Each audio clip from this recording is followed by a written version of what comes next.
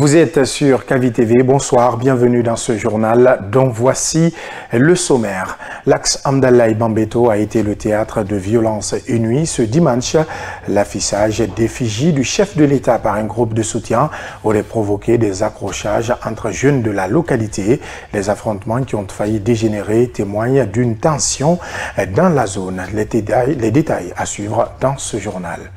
La Guinée s'apprête à inaugurer sa première usine de production et de réqualification des bouteilles de gaz implantée à Konta dans la préfecture de Forêt-Karia. Cette infrastructure stratégique ambitionne non seulement de répondre à la demande nationale, mais aussi de s'imposer sur le marché sous-régional, notamment en Sierra Leone, au Mali et au Libéria. Ligue 1 guinéenne de football, le Afia FC, toujours en tête avec une courte avance d'un point.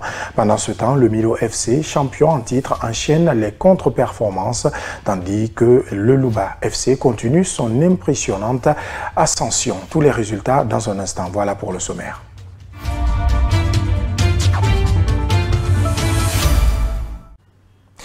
Une manifestation a éclaté ce dimanche 9 mars 2025 à Hamdallah dans la commune de Ratoma. L'agitation a commencé après l'affichage des portraits du général Mamadi Doumbouya déclenchant la colère de plusieurs jeunes du quartier. Leur opposition a rapidement dégénéré en affrontement perturbant fortement la circulation. Pour en savoir davantage, Guy Babari et Ansou Bailo Baldé ont rencontré l'activiste Ibrahima Aminata Diallo et Baba Ali Moubari, président du mouvement pour l'alternance en Guinée. Suivez le reportage. Après des mois de préparation, l'affichage de l'effigie du président de transition Mamadi Doumbouya a provoqué des troubles à Hamdallah dans la banlieue de Conakry. Baba Ali Moubari, leader du mouvement pour l'alternance en Guinée, a qualifié cet acte de sabotage. Il y a un incident qui s'est passé à Dar Salam vers Kakimbo. On a essayé de canaliser. Dieu merci, il n'y a pas eu de perte en vie humaine et il n'y a pas eu de blessés. Et il y a une incompréhension entre les jeunes, des personnes mal intentionnées ont profité de ce cafouillage-là pour essayer de créer le désordre. Ils ont été identifiés, ils ont été traqués et ils seront tous mis aux arrêts, Inch'Allah. Parce que le travail que nous avons commencé, c'est un travail qui sera fait dans l'intérêt des jeunes de l'As.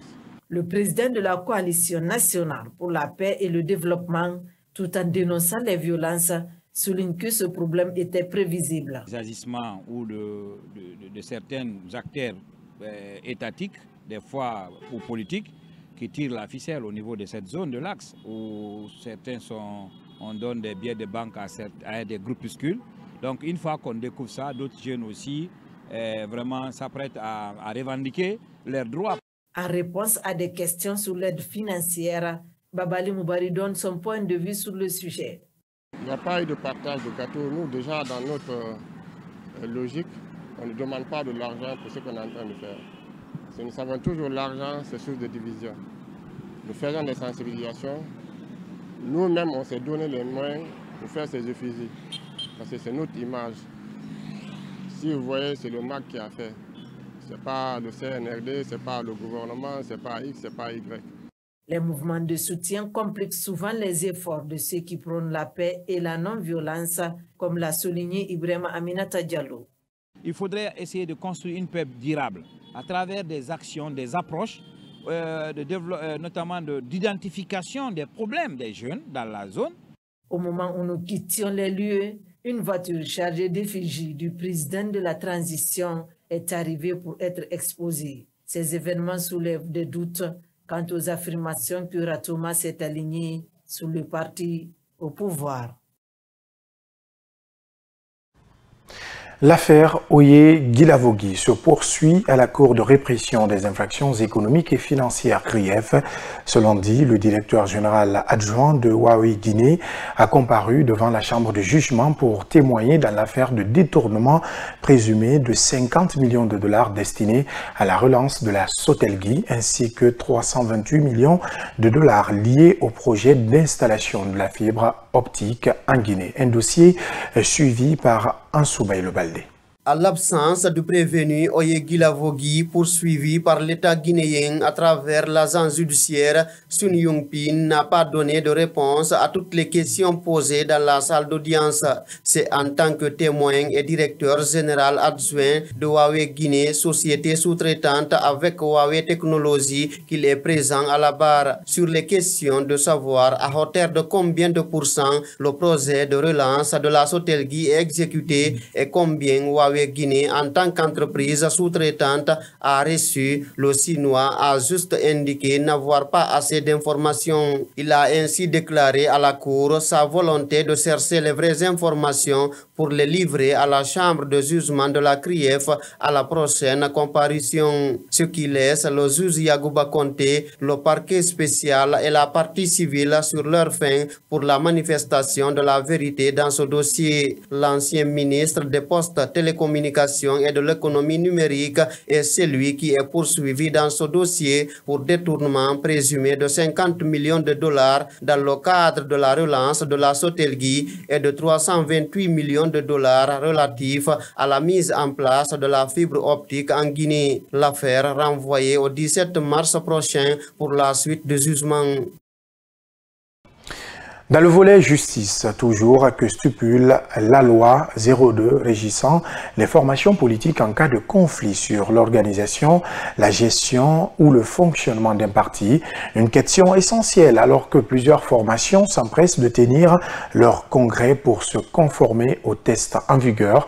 Cependant, certaines, comme l'UFDG, se heurtent à des restrictions. Le ministère de l'Administration du Territoire et de la Décentralisation MATD lui interdit actuellement d'organiser son congrès en raison des litiges en cours devant le tribunal de première instance de Dixine. Quelle est la légalité d'une telle décision? Mamadou Tanouba en parle avec le juriste Khalil Kamara. Regardez.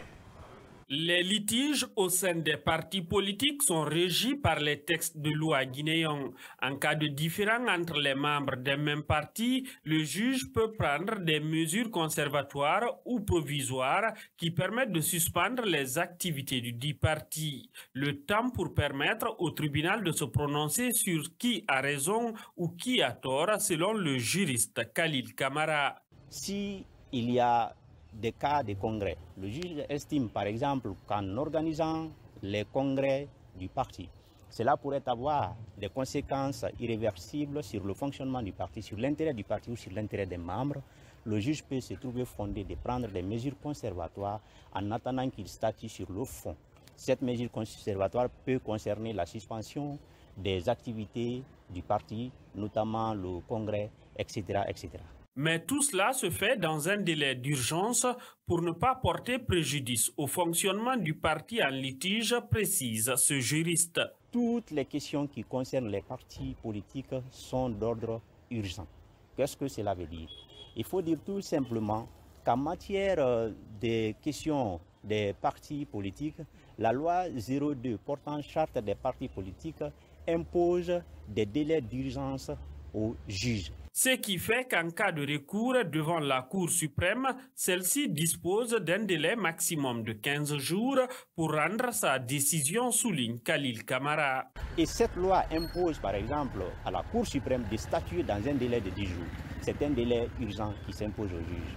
Et si nous venons également au niveau de l'article 30, la loi prévoit qu'en cas de dissolution d'un parti politique, la Cour suprême peut être saisie. Et cette même loi dit que les juges, bien sûr, c'est-à-dire la Cour suprême, doit statuer dans un délai de 15 jours. Il faut aussi dire que c'est un délai urgent. C'est là pour dire très simplement que toutes les questions qui concernent les partis politiques doivent être examinées sans délai. Dans le contexte actuel guinéen, les partis politiques sont en plein renouvellement de leur instance. Le retard d'une décision de justice pourrait avoir plus de conséquences pour le parti qui, jusqu'à présent, n'a tenu son congrès électif, a déclaré Khalil Kamara. Direction l'arrière-pays où le directeur général de la police nationale poursuit sa tournée d'inspection. À Farana, le général de division Guéné-Bassouri Camara a visité le poste frontalier de Hermakonon situé à 55 km de la ville à la frontière avec la Sierra Leone. Kadija Kaba nous en dit plus. Malgré des pistes presque impraticables, rien n'arrête le directeur général de la police nationale, le général Guénabassori Camara, a tenu à constater de visu les réalités du terrain. À son arrivée, les agents en poste, heureux de recevoir leurs plus hauts responsables hiérarchiques, lui ont exposé les nombreuses difficultés qu'ils rencontrent dans l'exercice de leurs fonctions. Bon, présentement, nous sommes dans le problème un peu ici. Non seulement le préposition d'abord, ça nous manque de logement. Franchement, on souffre de logement. On avait des motos ici aussi, sont fatigués. Chaque fois, on entend de réparer. Donc, ainsi de suite. Le personnel aussi, nous sommes 4 personnes ici, officiers. Moi, commandant, un capitaine, 2 lieutenants. Saluant le travail accompli, le directeur général de la police a exhorté les agents à faire preuve de patriotisme et d'intégrité, insistant sur la nécessité de combattre toute forme de corruption. Il a également assuré que des efforts seront déployés pour améliorer leurs conditions de travail et renforcer la sécurité à cette frontière clé. Bon, mon message est que je leur demande de prendre le courage et que la défense de la patrie, ce n'est pas une petite chose. Il faut être un grand patriote pour vraiment assumer et il faut assumer sa responsabilité tel que soit le prix à payer. Lors de cette visite, le général Guénabassori Camara a procédé à la dotation de nouvelles tenues aux agents pour leur permettre d'exercer leur mission dans de meilleures conditions. Accompagné de sa délégation, il s'est ensuite rendu à la limite exacte entre la Guinée et la Sierra Leone, réaffirmant ainsi l'engagement des autorités à renforcer la surveillance des frontières nationales. Je vous le disais au sommaire, la Guinée s'apprête à lancer une usine de production et de réqualification des bouteilles de gaz à Konta dans la préfecture de Forêt-Karia. Établie sur 8000 m², l'usine prévoit de produire 1 million de bouteilles de gaz par an.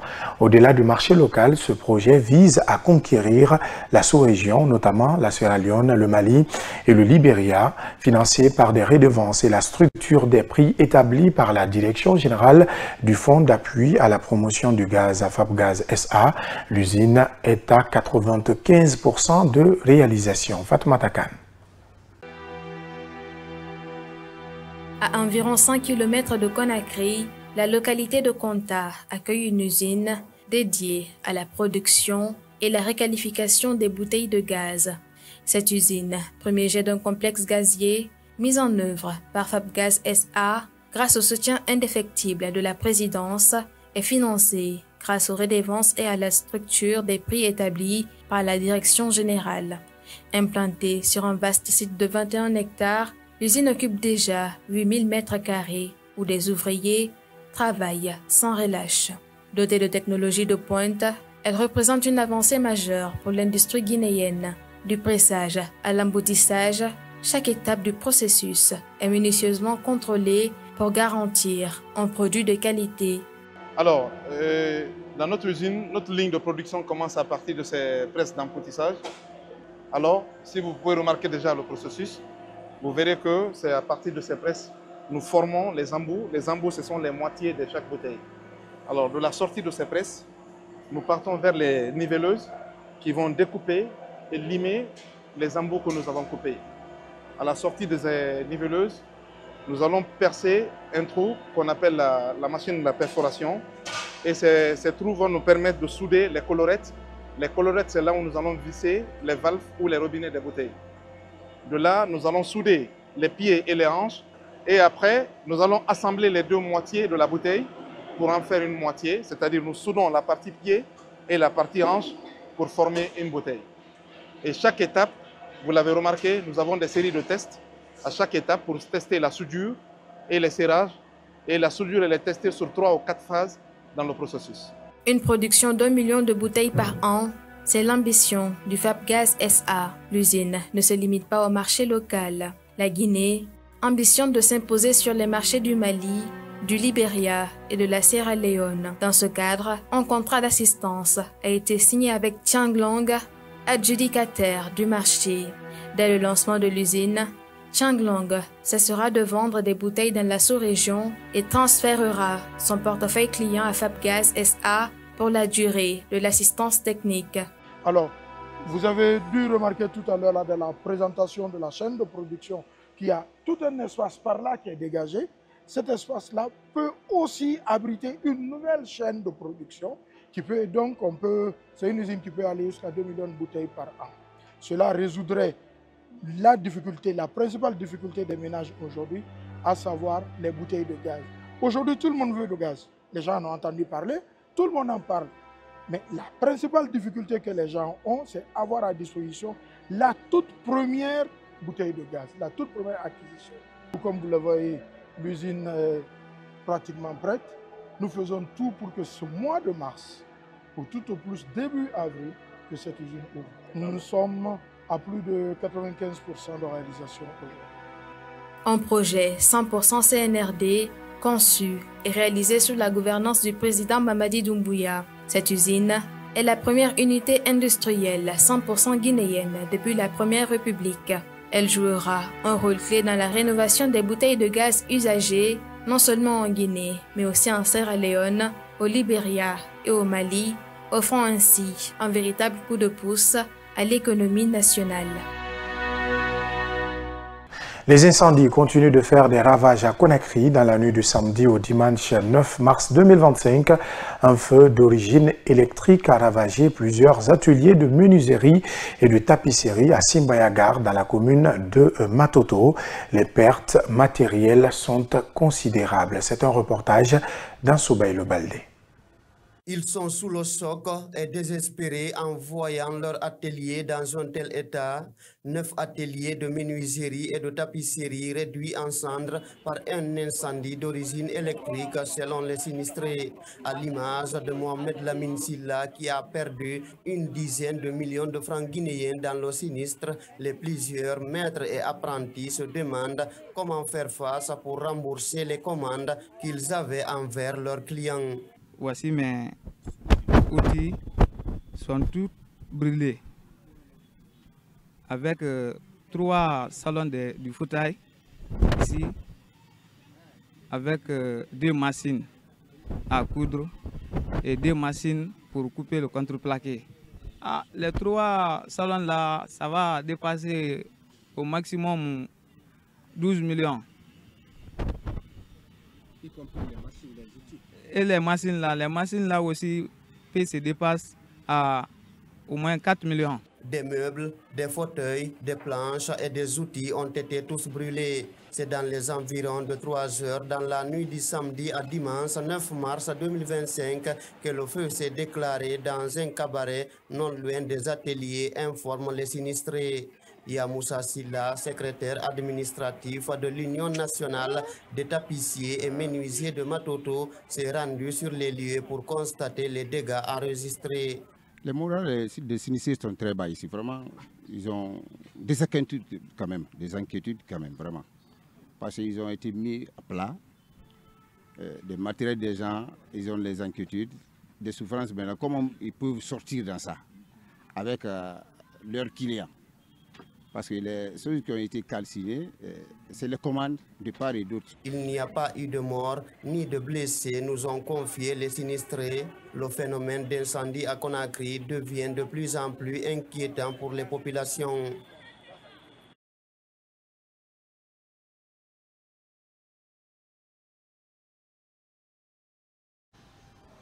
Pour terminer, le championnat guinéen de Ligue 1 a livré son lot de surprises et de confirmations. Le Louba FC poursuit son ascension avec une victoire précieuse face à l'Ashanti Golden Boy. La Escaloum s'impose enfin à l'extérieur, tandis que le Orea AC enchaîne et se rapproche du leader, le Afia FC. Retour sur cette 10e journée avec Germaine Massari. Semaine de folie sur les pelouses guinéennes. Rien ne va plus pour l'Ashanti Golden Boy de Sigiri qui enregistre une deuxième défaite consécutive. Ce jeudi 6 mars, les jaunes de Sigiri se sont inclinés 1-0 face au Luba FC. Au stade Mbaloumadi Diakité de Kankan, l'unique but de la rencontre est venu en toute fin de match. Mohamed Lamine Condé délivrant son équipe à la 91e minute. Une victoire qui confirme l'excellente forme du club de Télimélé cette saison. Dans un duel très disputé au stade de l'Amitié de Kamsar, le CIK a eu le dernier mot face à l'AS Miller de Sangaredi. Un but inscrit dans les arrêts de jeu a offert aux industriels une victoire précieuse, 1-0, leur permettant de se relancer après un début de saison compliqué. Le Milo FC, champion en titre, peine à retrouver son rythme. Opposé au Wakria AC, le club de Kankan a été tenu en échec à domicile. Ce nul complique les ambitions des Bleus et Blancs, désormais distanciés par le Horea AC. De son côté, le Wakria repart de Kankan avec 4 points en 2 matchs après sa victoire contre l'Ashanti et se partage des points face au Milo. En déplacement au stade Petit Sori de Nongo, le Horea AC a assuré l'essentiel face à la lanterne rouge, la flamme olympique. Dans un match marqué par de nombreuses approximations techniques, les rouges et blancs de Matam ont su exploiter une erreur adverse pour l'emporter sur la plus petite des marches, 1-0. Un succès qui permet au Horea de revenir à un point du leader, le Afia FC. Le club de Kaloum décroche sa première victoire hors de ses bases cette saison, en battant la Renaissance Caïman Club de Kamsar. Des retours après une période d'absence, Ibrahima Sori Sankan a guidé son équipe vers un succès mérité. Abouaka Sidiki Touré et Sekou Keita ont inscrit les buts de l'ASK, infligeant à la RCC Kamsar sa deuxième défaite de la saison. Au classement général, le Afia FC conserve son fauteuil de leader avec un seul point d'avance sur le Horea AC, tandis que le Milo FC complète le podium. L'Ashanti Golden Boy de Sigiri et la RCC Kamsar restent en milieu de tableau. En bas de classement, Sor Academy et la Flamme Olympique occupent la zone rouge et devront batailler pour éviter la relégation. Ainsi s'achève ce journal. Merci à tous de l'avoir suivi. L'information continue sur notre site le www.siaminfo.com. Bonsoir chez vous.